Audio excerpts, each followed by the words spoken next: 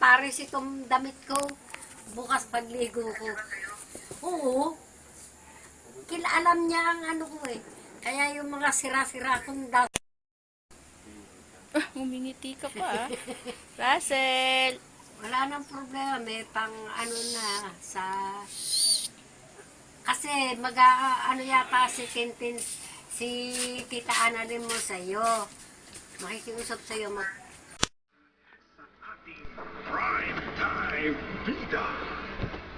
Isang halagang ng batas. Huli ang diskarte. Sel? Naibenta na. Bakit naman dinidinok? Kakitaan. Alam mo na nanakaw, binibenta mo pa dun sa tunay na may-ari.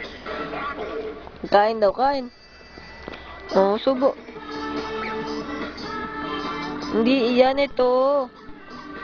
Lungis. Oh. Ayaw mo na, tubig. Sel, oh.